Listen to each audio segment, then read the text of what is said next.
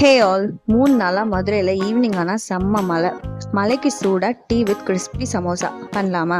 அதுக்கு மைதா மாவு 2 கப்பு, கொஞ்சம் உப்பு, ஆயில் சேர்த்து சப்பாத்தி மாவு பதத்துக்கு பிசைஞ்சு தனியாக எடுத்து வச்சுப்போம். இப்போ ஸ்டஃபிங்க்கு வேக வச்ச உருளைக்கிழங்கு மேஷ் பண்ணி எடுத்துப்போம். இப்போ கடாயில் கொஞ்சம் ஆயில், கொஞ்சம் சோம்பு, பொடியாக நறுக்கின வெங்காயம், பச்சை மிளகாய், கொஞ்சம் இஞ்சி பூண்டு பேஸ்ட்டு, மசாலாவுக்கு 1 ஸ்பூன் மிளகா பொடியும் 1/2 ஸ்பூன் கரம் மசாலாவும். கரம் மசாலா இல்லைன்னா சிக்கன் மசாலா போட்டுக்கலாம்.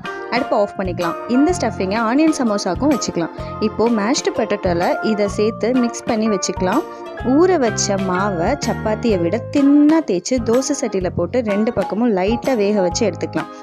இந்த ஷீட்டை கரெக்டாக கட் பண்ணி கோன் ஷேப் செஞ்சு நம்ம ஸ்டஃபிங்கை உள்ளே வச்சு மைதா பேஸ்ட் ஒட்டி சூடான ஆயிலை பொரிச்சு எடுத்துப்போம். அவ்வளோதான், சுட சுட டீ வித் கிறிஸ்பி சமோசா. செம்ம taste, simple but delicious. Try பண்ணி பாருங்கள்.